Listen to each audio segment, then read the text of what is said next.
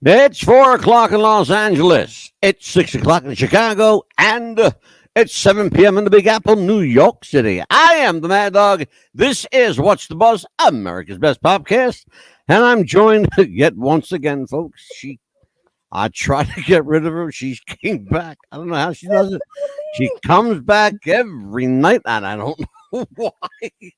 Amelia, the Pitbull Chapman. How are you, Amelia? Very good. How are you? I'm good. I bust your chop, and you're a good sport. You put up with it. I don't know why, but we have a great show tonight. That just in time for Halloween. Actually, yes. Perfect for Halloween. Yes. The return of Alistair Cross and Tamara Thorne, our favorite writers of horror, goth, all the things macabre and mischief, especially Alistair. He does a lot of like this mischief shit, because vampire. If you haven't read it, you got to check out the Vampires of Crimson Cove. I said that the last fucking time too. Crimson Cove. Crimson Cove, by God. Especially his newest one that came out. I'll tell you what, this is good stuff. I love these books. Before we do that, though, I have to address last night's show. I had a couple of emails with regard to the 9/11 video at the Pentagon. We have, of course, we've showed this on the air, a missile hitting the Pentagon, not an airplane. Look, folks, it is a piece of video. I have a copy of it. I don't own the rights to it. No one does. It's public domain. A lot of people died that day on September 11th. A lot of people lost their lives. I want those people who had concerns writing me last night. I want to make sure you understand I am in no way, shape, or form condoning the actions of 9/11. What I did want to do was to bring attention to other possible theories as to what has happened that day. I had never lost sight of the fact that almost 4,000 people lost their lives in 4 different locations. Okay. So those of you who have concerns that I'm not sensitive to the people grieving, trust me, I'm quite sensitive. I have a family member, my nephew, in fact, who was at the tower the day before and that morning and left literally in the nick of time. Otherwise, he'd have been a memory. So, again, if you think that I have somehow besmirched the memory of 4,000 people, I assure you I have not. There are other alternative theories as to what happened that day. We explored one. That was it, folks. That's all we did. We explored a theory. That said, enough said on that. I will never bring that up ever again. Let's welcome Tamara Thorne and Alistair Cross, my 2 favorite crazy people in the world of the macabre. I use that word a lot with you guys, the macabre. It's a good word. I looked it up. It is a good the word macabre implies a darkness. Everything I read about the word macabre implies a darkness. So I want to start off with the dark one of the crew, Tamara. I'm barely darker than Alistair. She's darker. No, not much. Just a few shades. When people utilize the word macabre in describing your writing or subject matter, what is your visceral reaction to that? Oh, that's fine. One of my favorite characters that I have in a few books is named Professor Macabre, and his wife is Vera Macabre, and he teaches paranormal studies. So macabre. I like humor in my macabre. His name is actually Dan S. Macabre. Oh, you're right. Macabre. Yeah, Daniel's his son. Yeah, Dan's Macabre. Tamara is she's of course you're probably best known It's funny how authors are best known by their early work largely. The Forgotten, of course, Brimstone, Sorority. That was good. I actually have Sorority. Thunder Road, Candle Bay. God, on Shadowland, The Witches, and of course, Alistair will come to you now too. But we've got a number of your works here. Amelia and I both are fans of yours, of course, and we have a number. In fact, Alistair, do you know I recommended your book to a very well-known country singer? Oh yes. Do you know that she purchased your book? I heard, yeah. Did she call you or email you? No. She was so excited. Oh, did Amelia tell you? Yep. Lacey. Okay, Lacey her name Dalton. is Lacey J. Dalton. She is a country music Hall of Famer, a legend in country music. With the passing of Loretta Lynn, Lacey J. Dalton takes her rightful place as the queen of country music. She loves your work, brother. I got news for you. I didn't realize that our sweet friend Lacey has such a deep, dark, troubled past. I know. She's like Alistair Cross. Oh, I just love that name. Oh, my yeah, God, she that said- name. And then I said, wait till you look at his picture. And she went on. She went and looked at his picture. And said, oh my God, he is. Brother, so let me tell hot, you something, dude. Alistair. Oh my God. She's 77, Alistair. She's hot. She looks amazing, and I She think is, it's yeah. very flattering to me because I remember Black Coffee, that song. I remember it. Just, Yeah. I've always liked her music. I'm not a big country music fan, but she had that. I don't want to say rockabilly, but it just has this nice sound that good music is good music, and her voice is She amazing. wouldn't argue with that. I got news for you, brother. You're spot on. She wouldn't argue with that at all. Yeah. What have you guys been up to since the last time we saw you? Tamara, what have you been up to, kid? Well, we put out a couple of solos. I did Selkie Wives and Fish Women in Heat. And Alistair did Midnight Ripper. Was that the last one before this one? The white. Yeah. No, God of that's Shadows. He writes Don't ask that. us what we're doing. And we don't know. We did a trilogy called The Spite House Chronicles, and that was going to be one long book, but we got a little carried away.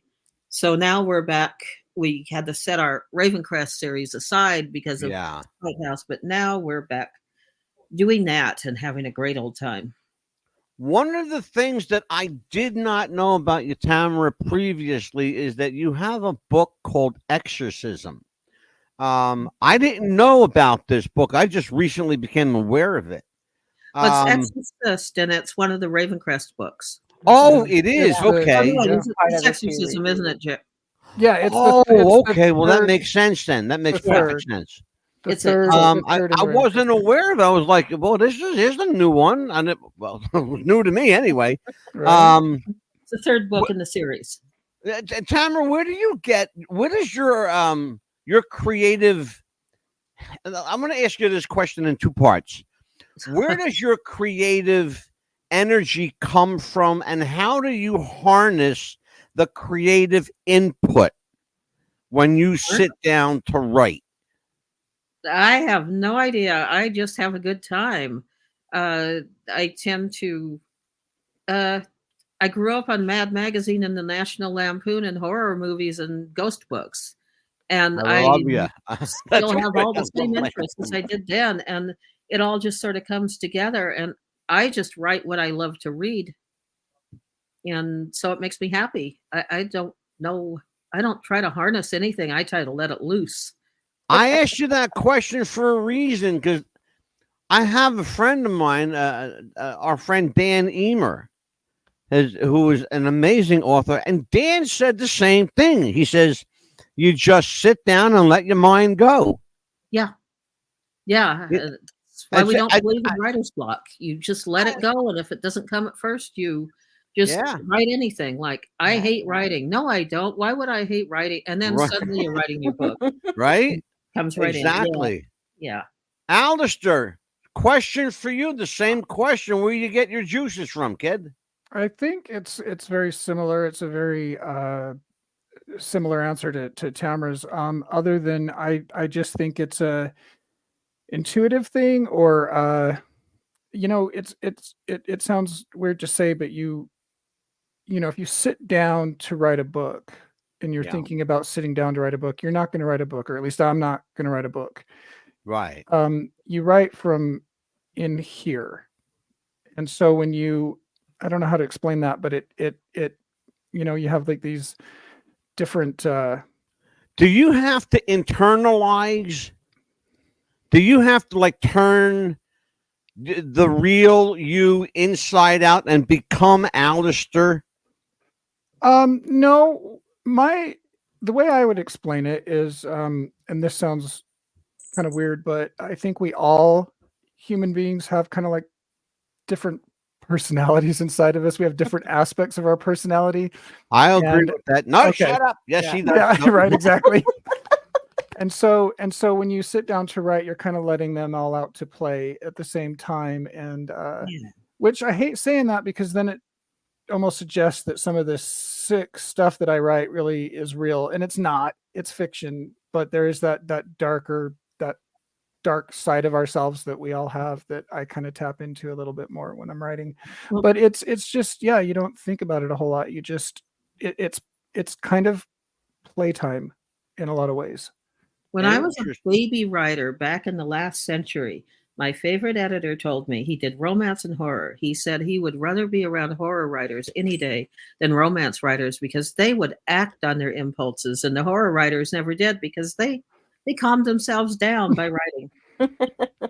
There's a lot of sense in that. There really is a lot of sense in that. Amelia, questions for Alistair and questions for Tamara. Yeah, Alistair, I just got your latest book just a few days ago. Show off. And you had this title come, you said in 2005, right? It's when you came up with this title, The White Room. And did you have that title before you had the other ones, or did you just kind of put them together in place to make this one book 6, or how did that come about? So the first book is called The Crimson Corset. The Crimson Corset, right? Yeah. And then the Silver Dagger.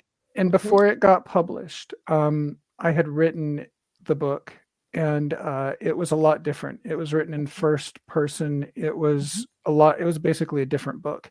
And I called it The White Room, based off of a place that I actually went that kind of inspired the whole concept of the White Room itself. And I just didn't think that was a very catchy title for a first in series. And then anyway, I sent it out to be published, and of course got rejected. And what I decided is I need to rewrite this book from the ground up. And so I did.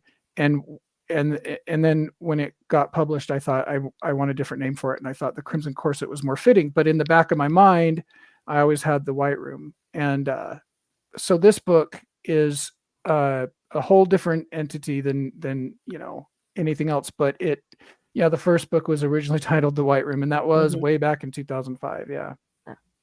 Before I was Alistair, you and Tamara have written as a cohesive unit on a number of co-projects. How do you meld the minds? How are you able to maintain a singular thought process in two bodies? Like when I think about a particular series of books, when I ask this question, and that is the Spite series. So this is an interesting question, and Tamara, you can cut in and add anything, but this is kind of like the $1 million question among people who are interested in collaborating, and the answer is we don't know. It's just luck. Our minds work similarly enough. Our egos are compatible. Our work ethic is compatible, and our vision is the same. I've never asked you guys how you met. Like, how did you even find each other? Tamara, you want to take that one? Well, he was dancing in a nudie bar, and okay, he stalked me. I'll buy it. He liked we actually told that story once. Yes. But he liked my one of my novels, and he should actually tell this because he it's more fun when he tells the stalking story. I stalked her. I did. Yeah. Okay, go ahead, Alistair.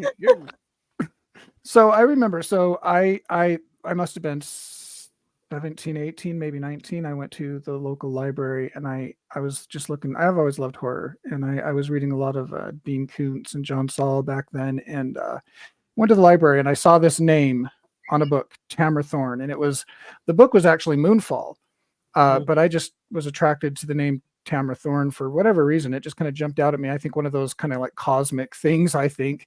Yeah, I think so too. As odd as that sounds, but I read it, loved it, went back for more, and then I'm deciding around this time that I'm really interested in writing, and I wanted to be a writer, and I would get on like my mom's AOL dial-up internet and like look at Tamara's website. Yeah, it was crazy. And I don't know why. I kind of did stalk her, but I just really liked her work. I was interested in being a writer. I guess some part of me recognized that this is the kind of writer that I want to be, even though I hadn't written anything at that point. Mm-hmm. So fast forward to 2012, I did get published, and I realized I was like, I don't know anybody in my field. I don't know any other writers. And I thought, well, I want to meet other writers. So I started a blog, which I dedicated to interviewing other authors, just written interviews.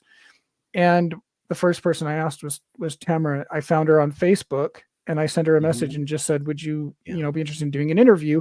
She said, yes. I wrote up the interview. She did it. We talked every single day, and we've never been apart since.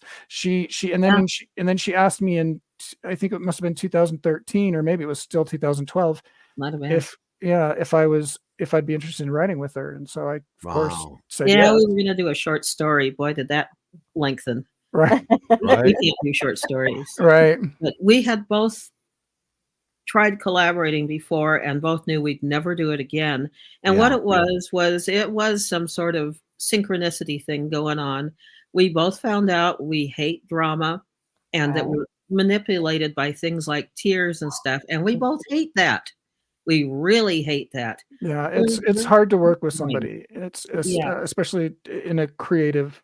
Well, you're doing creative and business. You're doing creative and business, and so it's hard. And we both arguments, but then we just crack up. Yeah, we're just. I understand that. I've been trying for 2 years to get rid of Amelia, but she's just away. And yet Tamara, do you need another writer? Tamara, let me ask you about this. Let me ask you about this book, The Spiral Sea. That's a departure for you. That's different. No, just the title's a little different. It's a series. The first one I ever did was Eternity, and that's a completely different book, but it introduces Zach Tully as a sheriff. Gotcha. And then I took him to, he was up in, Mount Shasta area. It's terrible weather. So I took pity on him and took him to the California coast, where he became a sheriff there and met all the mermaids and Cthulhu type things. And now The Spiral Sea is his third outing, and he will be dealing with a ghost ship and, pirates and ARG and serial killers, of course, because I love serial killers. So you know what we do too at this show. We really do. Amelia, particularly, I want to tell out on Amelia. She's got the hots for like H.H. Holmes. She gets old. She gets tingly. For Albert the Salvo. The Boston Strangler. Because she gets the vapors, makes her hot. Interesting to hear about their stories. Nobody gives her the hots like Richard Ramirez, though. That was it. They're interesting stories. Nobody had a better mustache than H.H. Holmes. You got to admit. And we played with him. We didn't actually have him in there, but you'll find his name throughout Cliffhouse Haunting. Yeah. We had a time with that. Yeah, we take a lot of inspiration from inspiration from serial killers. So how much inspiration do you guys get from real life? God knows there's enough crazy shit going on in the news every day, enough to inspire probably, Could be. symphony of books from Thorne and Cross. Guess what? Neither of us ever watched the news. Yeah. We live in our Really, really. I can't for real. Alistair, if you watch the news, do you feel like it skews you in some way? No, I just don't. At this point, for me personally, it's a mental health.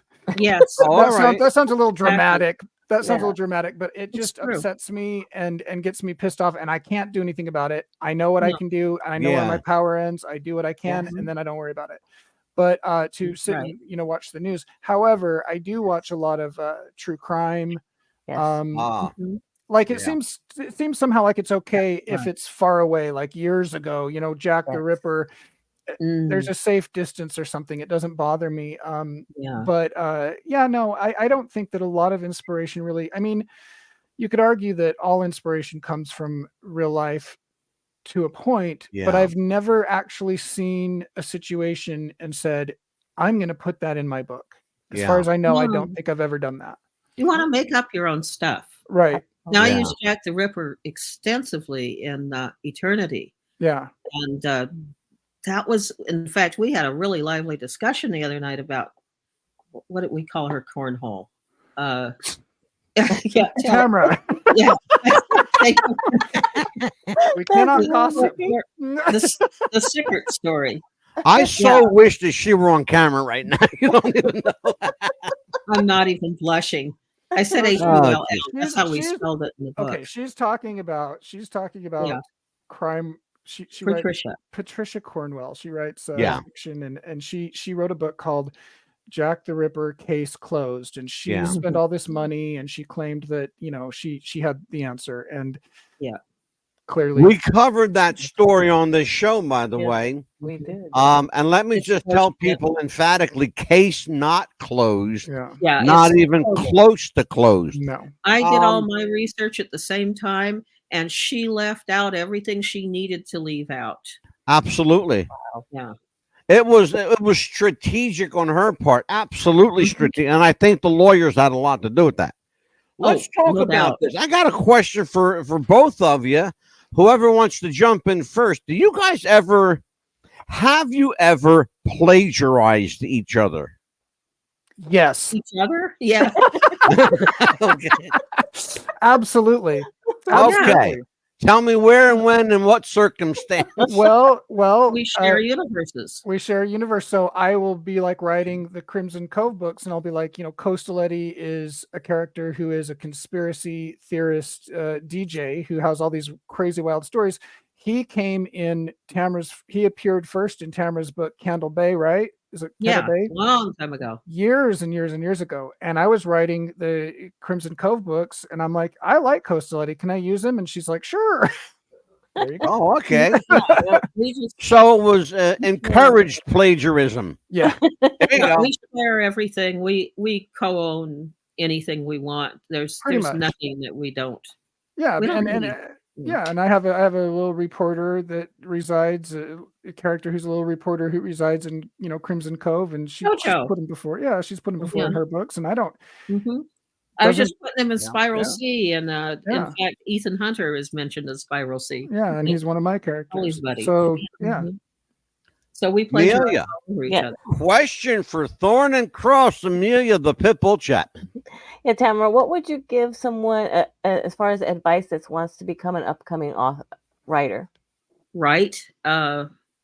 Join groups of people who actually want to write, not people who are just dilettantes. Find people who you can critique with. That's what I did way back in the days of mail. And the two guys that I critiqued with, they're published too. One's a nonfiction writer, the other one's a novelist. And those were the only guys I ever critiqued with. Neither wrote in the same field as me. And we did each other a world of good. And then I wrote a book and sold it. And, wrote a bunch more, and then met Alistair and have a lot more fun now. Alistair, I have a question for you, sir. When and where was the personality of Alistair Cross born? Where did Alistair Cross come from? Well, like I said, I think that we all have a lot of personalities inside of us, so to speak, and I think it's always been there. I think it's always been there. It's just this more, yeah, creative. It's always been there. He's always been there. Yeah, you want to press him on it? Want to press me on it? Don't press me. He loves it. Go ahead, Mel. Yeah. No, it just also, I was going to ask you the same question as well. What do you think a writer should be, or do you think that a personality is just born as well, or do you think, Alistair, that you should just start writing anything, or? Well, I mean, I think the starting point is you just write anything and everything. I mean, when I first started writing, it was just I would take things like Nightmare on Elm Street and I'd tell it on paper, and all the characters were cats because I've always loved cats. So I don't know why, but you know what I mean? And then as you go, you kind of find your own, that's how you find your voice. That's how you find your own, way of doing things. And so to me, the only thing I would add to that is read a lot. I mean, if you want to be a writer, read everything. I mean, I read everything from, I remember reading Jackie Collins. I remember reading Gone with the Wind. I also read Stephen King. I read all that other stuff, but I mean, even to this day, I'll read anything that you put in front of me, because you never know what you might learn. Somebody's just might. Alistair, it's interesting you say that. I just saw an interview, in fact, yesterday, in point of fact, with Elon Musk, who confessed that Elon says that he reads as many as 10 to 12 books a week, cover to cover. I can't do that. He has a ferocious appetite. By the way, he's also autistic. Yeah. He's highly functioning on that spectrum. I can't read that much just because of scheduling and stuff like that. And I'm actually not a fast reader. I read a lot, but I don't read quickly, meaning like I take my time when I'm reading. So that's a great question. Oh, that's a great area for questioning, Alistair and Tamara. Do you lose anything? Do you lose the juice of a story if you buzz through it too quickly? And what of people like Elon Musk who will blow out 10 to 12 books a week and remember details of each and every book? Like, there are two kinds of readers. The kind like, the Alistair, you would be like my kind of reader. Take your time, relax and chill. And somebody like Elon who just like, give me more, feed me, Seymour, feed me. Yeah. So is he reading fiction or nonfiction? Say again, Tamara? Is he reading fiction or nonfiction? He reads everything. He said he just loves to read. He devours it. His word, he devours books. See, and some people are just like that. I prefer, I don't understand people who, I personally can't spend very much time at all in front of like the television. I would just rather read. And I've always kind of been that way. I'm not much of a TV person, but you put something in front of me, I'm going to read it. I just doesn't even really matter if it's something that I should be interested in or not. It's interesting. I've written 2 books, but I'm not much of a reader, to be honest with you. I spend a lot of time at the computer, for lack of a better word, reading, because I do ferocious. I have this appetite for research. It's a hunger for research, an appetite. It's a ferocious appetite for research. And I'm constantly going from one rabbit hole to another, but that's where I find my adrenaline kicks up. When you read a book, Tamara, do you ever get excited reading it, or do you telegraph what's coming? I usually know what's coming, but I love it when I don't, and I always get excited with a good book. Yes. Describe a good book. Describe your perfect book to me. Oh, the most recent perfect book I read was called The September House. And I was attracted to it because the first line in the first chapter was the blood was running down the walls again. Ooh. Hello. And then it There you turned go. into part farce, part psychological horror. You didn't know if the narrator was insane or to be trusted. And it delivered on everything, every single thing. I'd go, oh, please don't do this. And she didn't. It was, I just sent the book to Alistair. That was a perfect book. Right now, I'm halfway through a Stephen King. That's not bad, but it's good stuff. Amelia, question. Yes. Are we going to be getting some more new books from you guys pretty soon? Because I got a lot saved in my Amazon. We are. What Amelia's trying to say is that she needs more free books from Thorne Cross. No. I have them saved in my Amazon because as soon as I get through reading this one, I'm going to be going through withdrawal again from Thorne Cross. We're working on the. I don't know if you've started the Ravencrest series, but we're working on the 5th book in that series, and it's called The Bride of Ravencrest. It's coming along. It's not. We're not quite there yet, but it's coming along. I'm already started on the next Crimson Cove book. Tamara's on the next. So it's like I'm moving slow. I'm moving slow right now. I this last one. I don't know. It was kind of rough in a lot of ways, and so I'm not moving at the pace that I should be. But I'm hopeful that 2025 will see a couple new releases from one or both of us for sure. Alistair, that Crimson Cove series it went from a trilogy to a quadruple set to now it's working in its way into epic status.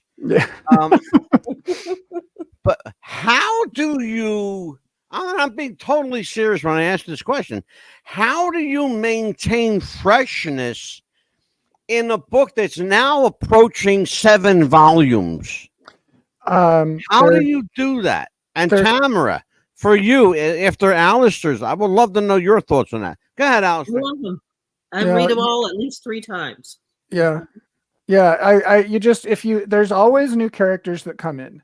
So as you're going along, like all of a sudden a new character, for example, I was writing The Silver Dagger, which is book 2, and the character of the Black Wasp, which she's like this really creepy monster, not quite a vampire, but either way, she all of a sudden came in the middle of The Silver Dagger. And so I wanted to know more about her. So that carries over into the next book, and I learn more about her. And all along the way, new characters are coming along. You get fascinated by them. You want to explore their stories.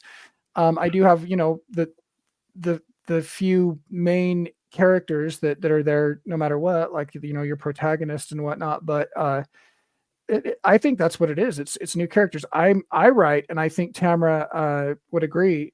We call ourselves, character writers, because our characters drive the narrative. And so when a new character comes along and they're interesting, we want to find out more about them.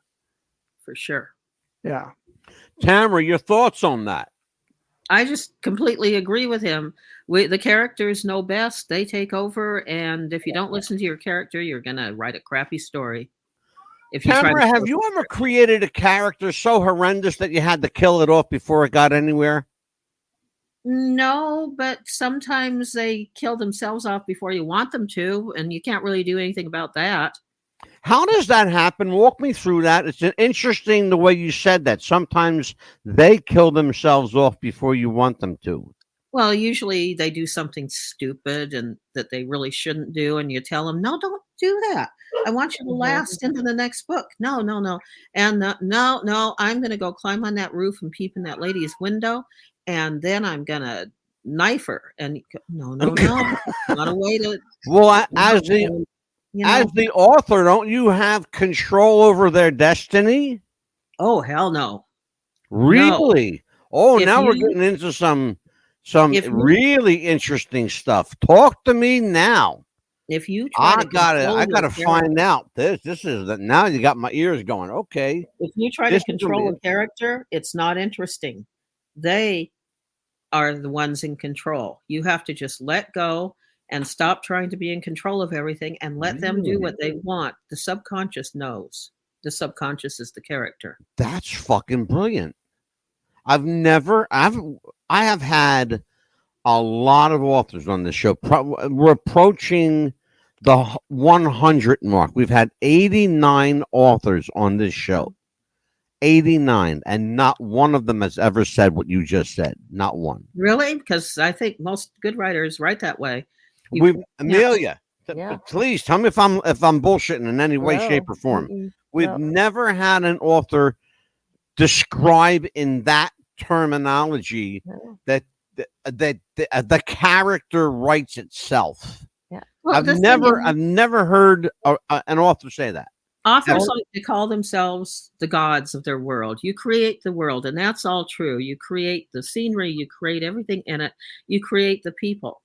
But then you got to let them go do their own thing. You can't control everything. If you're a control freak, you screw it all up. You know? Well, let me ask you then, Alistair, I want to piggyback off what Tamara said. In that kind of a situation, does the narrative, to some degree, you're in charge of the narrative at some point on some level. But when the narrative takes on a life of its own, do you feel safe letting it take on its own life? Or is there some trepidation or fear that it might go off the rails at some point?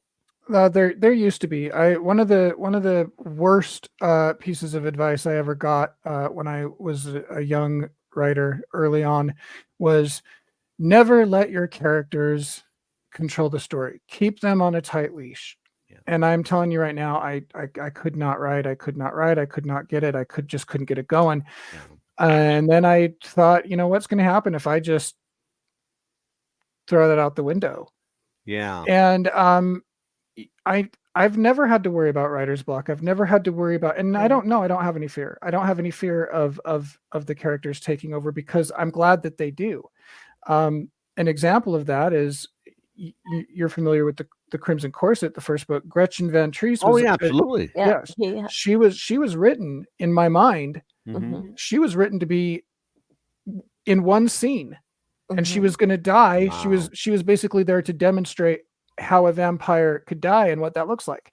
As soon as I started writing her, she kind of came to life, started making decisions, and then the whole story shaped itself around her. Yeah. I heard a filmmaker in an interview once say that that's how they do their movies. They will choose the actor or the actress for one part, and it's usually not even the main character. It's like a side character, and they shape the cast around that entire character because the chemistry and all that. And I think it's very similar to that. You start with a character. I do. I should only speak for myself. Everybody does it differently. I start with a character, and everything else happens around that character. Yes. A film that you just described perfectly, almost to a T. Stars Kevin Spacey, called The Usual Suspects. That is such a film that does not really have a main character, but everything is centered around this 2-bit con man, criminal thief, confidence guy whose only job is just to get over on people. I want to talk about that on some level with regard to your book, Alistair. It's one of mine called Dream Reaper. That book is one of my favorites. I have it. Amelia doesn't know I bought it. I have this book, and there's something about it that I really love. It's a tempo. It's the cadence. It's the timing of this book. Everything there is almost, as much as you talked about music at the beginning of the show, there's almost a musical tempo to the way you wrote this. Was that subconscious? Was that deliberate? Or did you even know you were doing that at the time? I guess it must have been subconscious because I really didn't. I don't know. It's just a story I wanted to tell, and I had the and that's another one that goes way back to the idea to before I was published. I had this idea for the angel and the demon, and one day I was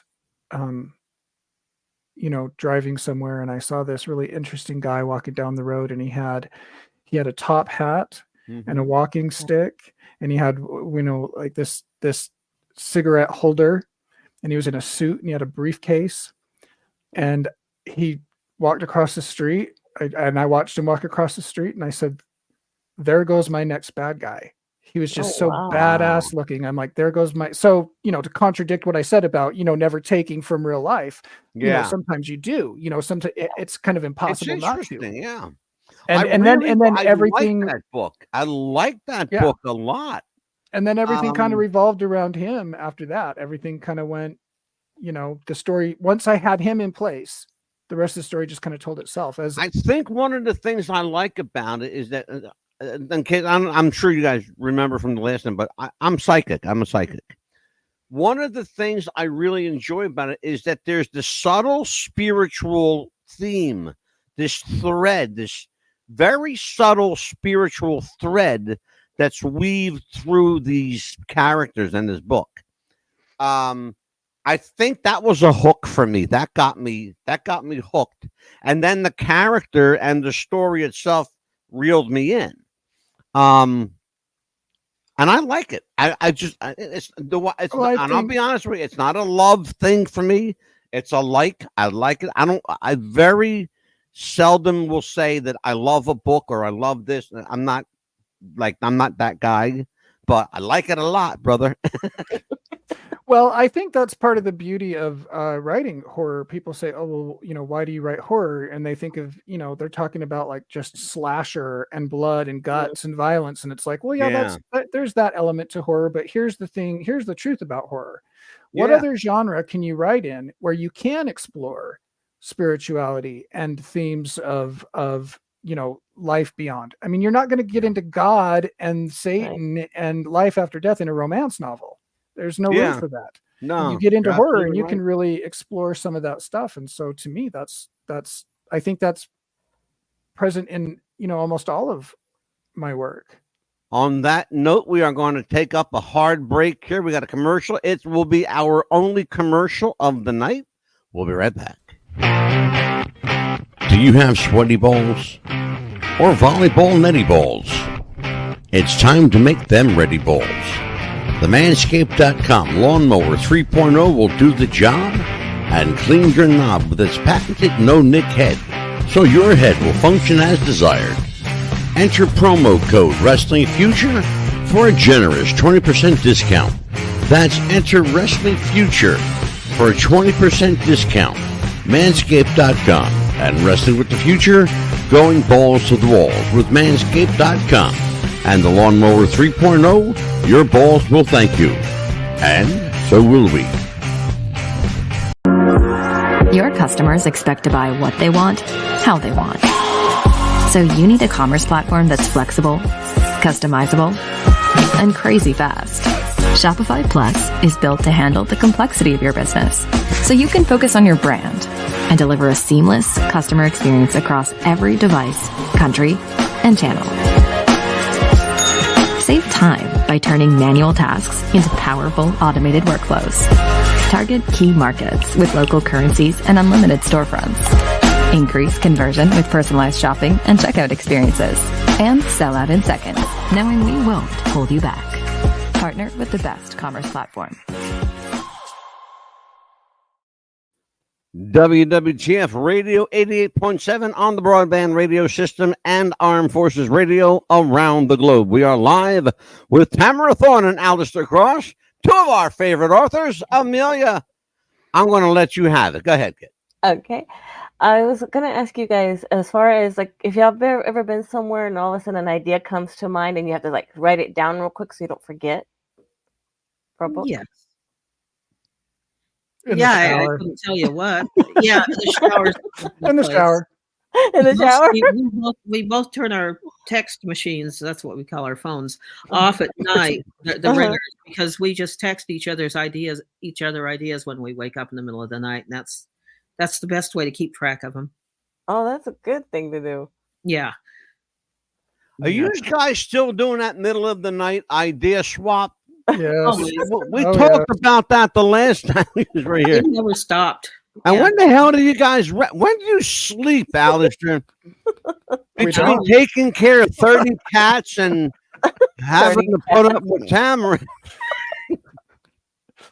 We don't sleep. No, we do. We just you have to have something handy for when you get those ideas, and it's really easy. I used to have notebooks full of just boxes full of notebooks full of ideas, and now I just have files in my phone. Yeah, there you go. Yeah, instant feedback with each other makes us not forget them.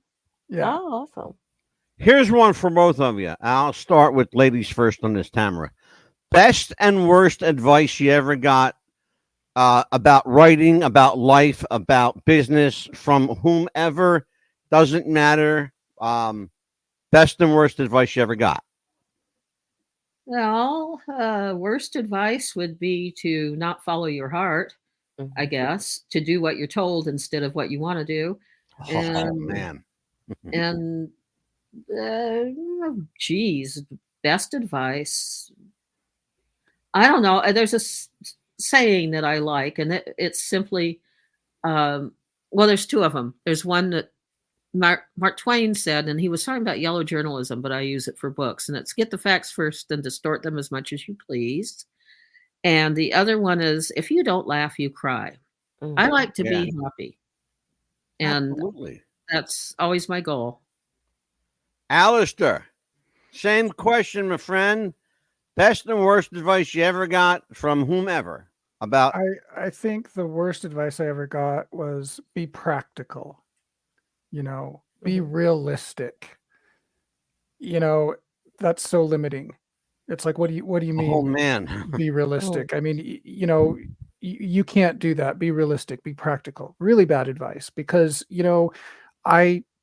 before I was a writer, I worked in like a warehouse. I was driving a forklift and unloading boxes and things like that, dreaming of being a writer, thinking, don't be a writer because it's not practical. And when I finally got the balls to just go do what I wanted to do, it's turned out to be far more lucrative than anything that I'd ever done before. Best advice, there's a lot of that. I think that probably, I as cheesy as it sounds, be yourself. Just be you. It sounds really cliche, but it really is true, because it's like, if you're not, you have the talents you have for a reason. You have the tastes, the likes, the dislikes that you have for a reason. Go with that. You're going to have strengths. You're going to have weaknesses. Go with your strengths, because you can do something that nobody else can do.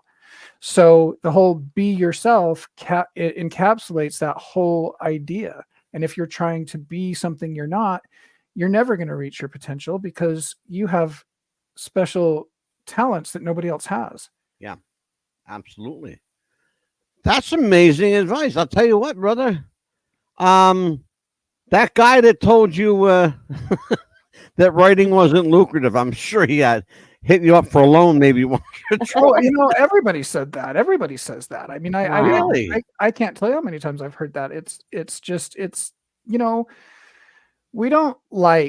We human beings don't like it when somebody veers too far off the beaten path. Yeah.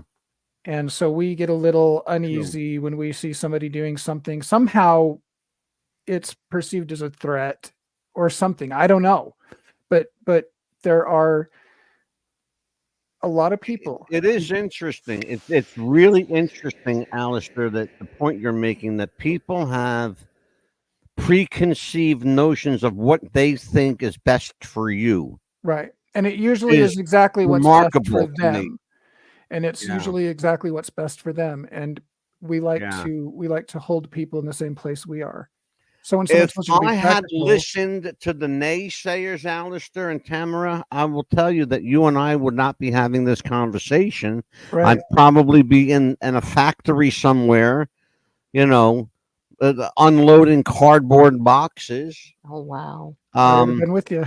Yeah, doing the same thing. You know what I mean? And it's dream big. And I started off with it in my hand. I was a radio DJ at 17. I had my own television show at 19.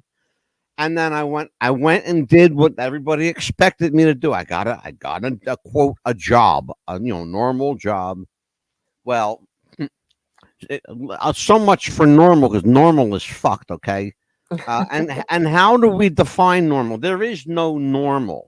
It's what's normal for Alistair and Tamara may not be normal for Amelia and Angelo. Right. Because you got to find your own whatever the fuck normal is. Okay. And I hope to God that normal doesn't exist anywhere, because normal is screwed. Yeah. I love you guys. I'm going to bring you back. Alistair, I am going to bring you back, sir. If you're up for it, I would like to introduce you to my friend Lacey J. Dalton. Yes, I would be honored if she's up for it. I'd love to meet her. She's always up for it, because she loves the Mad Dog, baby. Let me tell you something. She loves the dog. Okay. Yes. When she comes on here, she goes woof woof, daddy. Okay. But no, I mean that sounds fun to me. I'm down for it if she's. Oh God, she's you'll love her. She's a hoot. Oh yeah. Tamara, what's coming up for you? What do you got? Social media, books coming out. Where can people get a hold of you? All that stuff. Through social media, Facebook, my website. Okay. My next book will be Spiral C. I've got lots of books out. I'm just kidding, folks. Mostly writing. I'm with Alistair every day. We've always got our noses to the computer stone, and that's about it. And Alistair, they can reach you at alistaircross.com.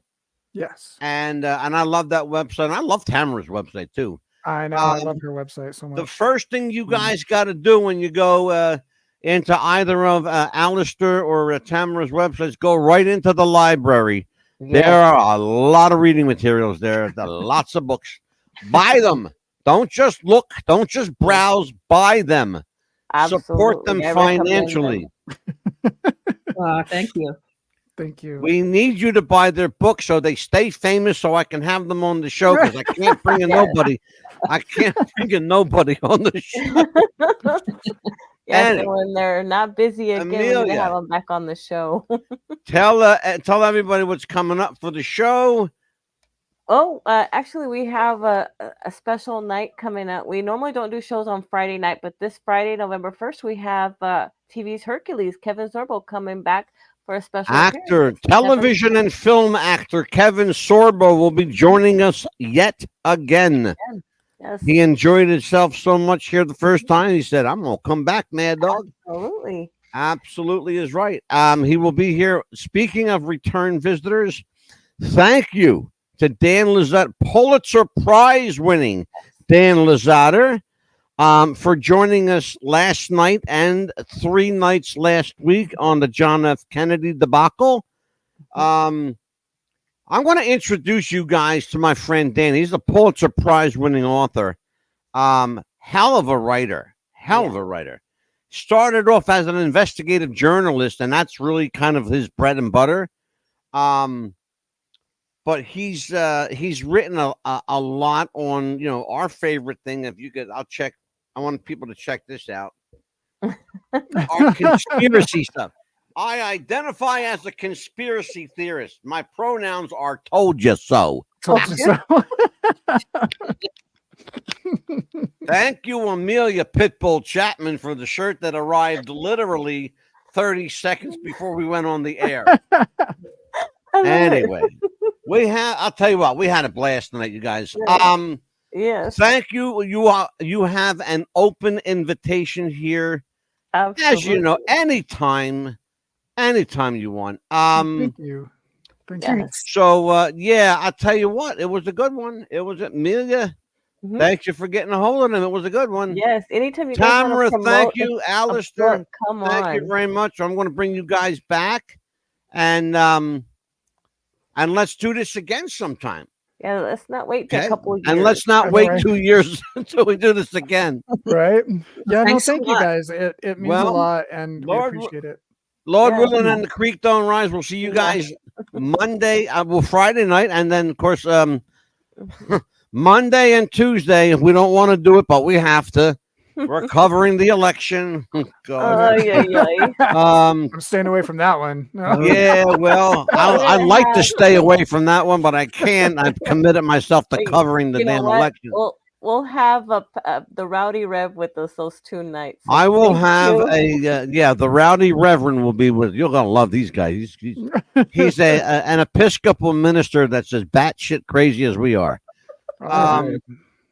Anyway. Well, thank you guys. On behalf of Tamara Thorne, Alistair Cross, Amelia, the Pitbull Chapman, I am Angelo, the Mad Dog DeCipio. This is America's Popcast. What's the buzz? Take care, folks. God bless. Good night. We'll see you now. Good night. Bye-bye.